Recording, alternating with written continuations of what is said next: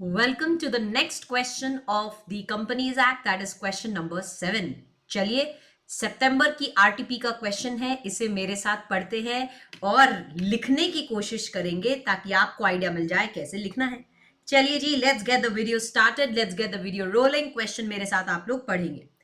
HP Polytech Limited has a paid up share capital divided into 6 lakh equity shares of rupees 100 each. तो HP Polytech Limited, बेटा Polytech Limited एक company है जिसमें 6 lakh equity shares हैं और एक equity share का जो प्राइस है that is 100 rupees the face value.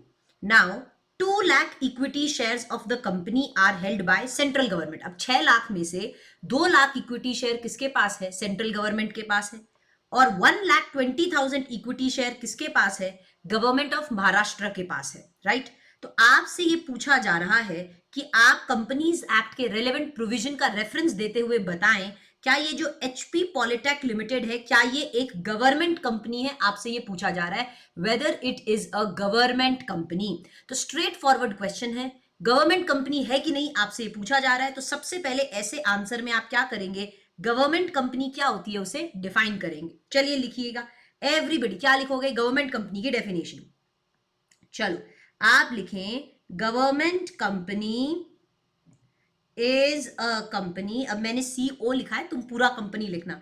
Government company is a company where at least 51% of the paid up share capital is held by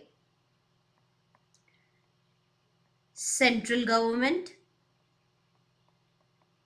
or state government or partly by central government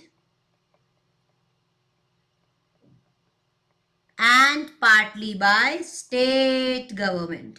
ठीक है, तो इसे हम क्या कहते हैं? Government company कहते हैं.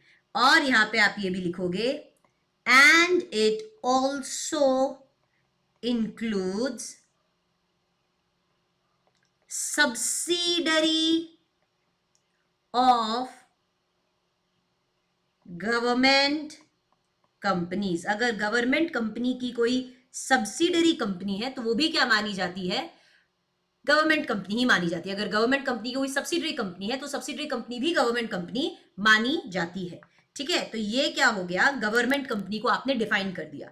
अब प्रेजेंट केस में मुझे एक बात बताओ, आप यहां पे लिखेंगे फैक्ट्स. अब आप ये लिखिए out of the 6 lakh equity shares of HP Polytech limited.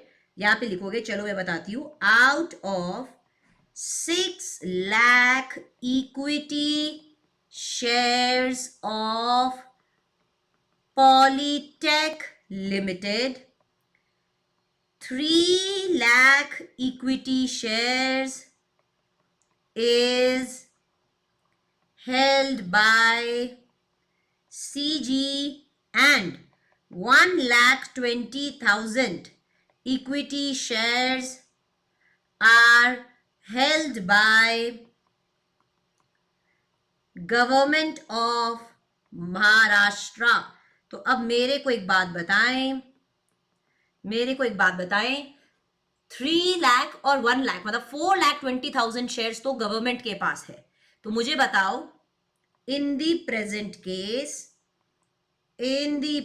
Case 51% of paid up share capital is held by government.